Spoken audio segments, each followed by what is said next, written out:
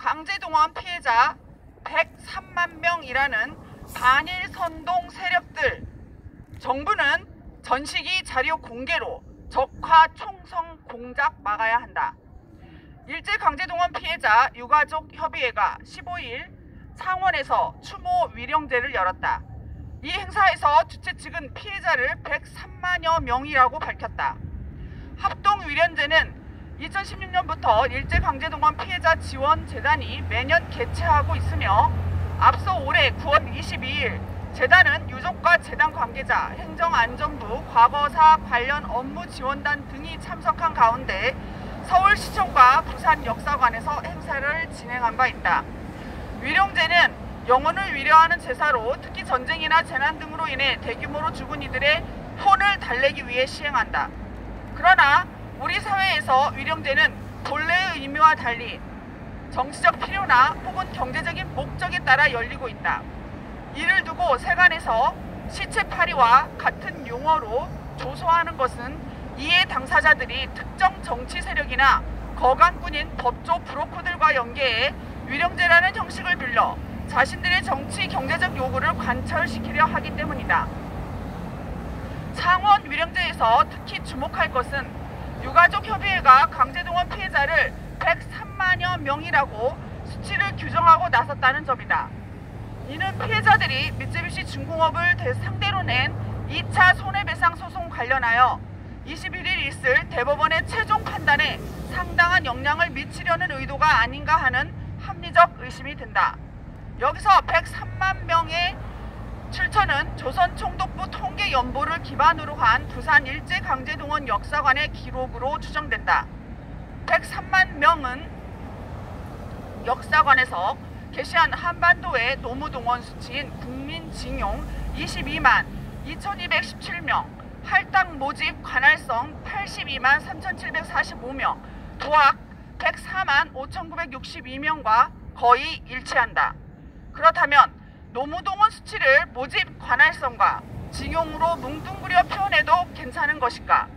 노무동원 방식에는 1939년 9월 이후 모집이 이었고 1942년 2월 이후 관할선이 였으며 1944년 9월 이후 약 8개월간 징용이 이루어졌다.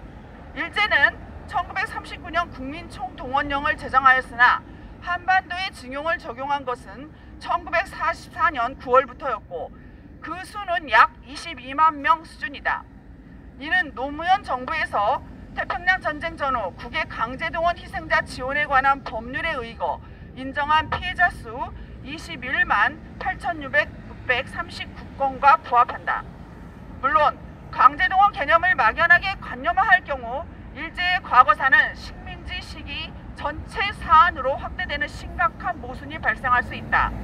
전시기 동원은 1937년 중일 전쟁을 시작으로 1945년 태평양 전쟁이 끝날 때까지 일제 군국주의가 주창한 대동아 공영권, 프로파간다에 의해 다수의 한반도 지식인들 또한 조선의 젊은이들을 전쟁에 내몬 것으로 의심의 여지가 없다.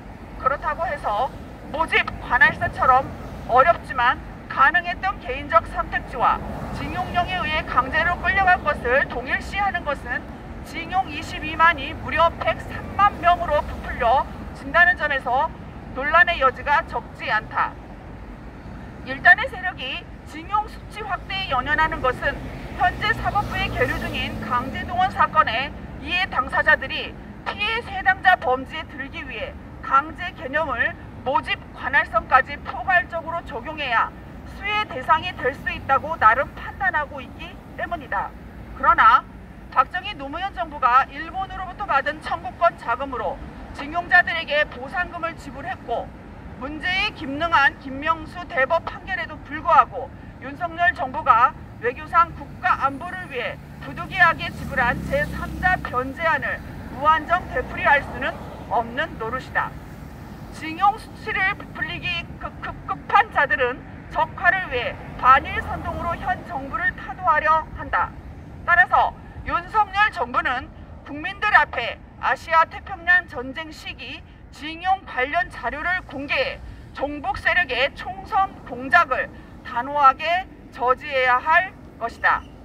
2023년 12월 20